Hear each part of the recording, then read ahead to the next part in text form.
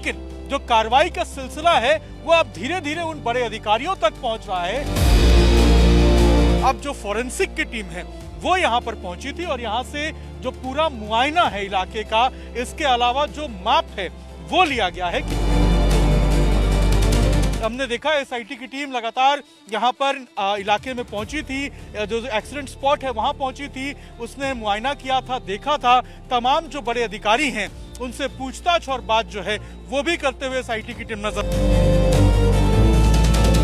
नोएडा के सेक्टर 150 में जिस तरीके से 27 साल के इंजीनियर युवराज की एक्सीडेंट में डूबकर मौत हुई थी, उससे कई सवाल खड़े हुए थे और उसके बाद अब ताबड़तोड़ कार्रवाई का जो सिलसिला है वो देखने को मिल रहा है। एसआईटी की टीम बनाई गई है, एसआईटी इस पूरे मामले की जांच कर रही है, लेकिन जो कार्रवाई का सिलसिला है वो अब धीरे धीरे उन बड़े अधिकारियों तक पहुंच रहा है जिनके ऊपर तमाम सवाल हम उठा रहे थे, जिनके इन्वॉल्वमेंट को लेकर और जिनकी जिस तरीके से उन्होंने नजरअंदाज किया था चीजों को, उसको लेकर जो जांच है वो भी अभी की जा रही है। अब से कुछ देर पहले यहां पर फोरेंसिक की टीम पहुंची थी। ये वही घटना स्थल है जहां पर शुक्रवार की रात में जो कार थी, युवराज जो ड्राइव कर रहा था, वो कार इसी जो पूरा एक तालाब नुमा आपको नजर आएगा, ये जो नाला टाइप बना हुआ है, दरअसल ये एक प्लॉट है, इसके नीचे बेसमेंट है और उसके अंदर ये पूरा पानी जमा हुआ है। इसी के अंदर युवराज की कार का एक्सीडेंट होता है और वो गाड़ी जो है वो अंदर जाकर गिर जाती है। अब 4 दिन बाद इस गाड़ी को निकाला गया था कल, और उसके बाद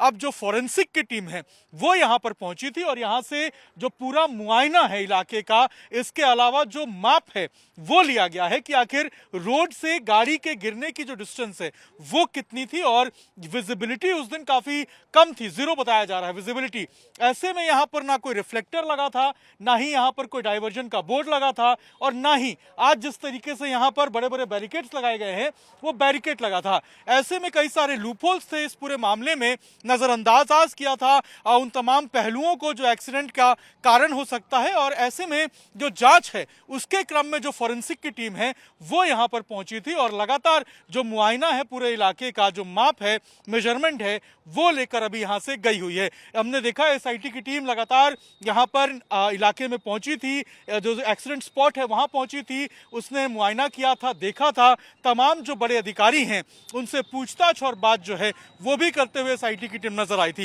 लेकिन कई सवाल हैं एडमिनिस्ट्रेशन के ऊपर भी, डीएम के ऊपर भी, जिनका जवाब अभी मिलना बाकी है। नोएडा अथॉरिटी के सीईओ को जो कार्रवाई है वो उनके ऊपर किया गया और हमने देखा कि कैसे उनको हटाया गया। इसके अलावा जो बिल्डर था जिसके ऊपर आरोप लग रहे थे, उस बिल्डर की गिरफ्तारी भी की गई एमजे विश टाउन के अभय की, और उसके बाद आज कोर्ट में पेश किया गया जहां से न्यायिक हिरासत में जो बिल्डर है उसको भेज दिया गया। लेकिन अभी भी कई सारे सवाल हैं जिनका जवाब मिलना बाकी है। एसआईटी ने बाकायदा एक नंबर भी जारी किया है, उस नंबर के जरिए जो लोग हैं वो ऐसे तमाम जगहों को कंप्लेन कर सकते हैं, उन तमाम जगहों को चिन्हित कर सकते हैं, फोटो भेज सकते हैं। और उसके बाद अब कहा गया है कि जो अथॉरिटी है और जो एडमिनिस्ट्रेटिव अमला है वो इस बात को सुनिश्चित करे कि ऐसे कोई भी लोकेशन ना मौजूद हो, और अगर ऐसी कोई लोकेशन है तो उसके ऊपर जो डाइवर्जन का बोर्ड है या जो बैरिकेड्स है या जो प्रॉपर इंतजाम है, ताकि जो एक्सीडेंट है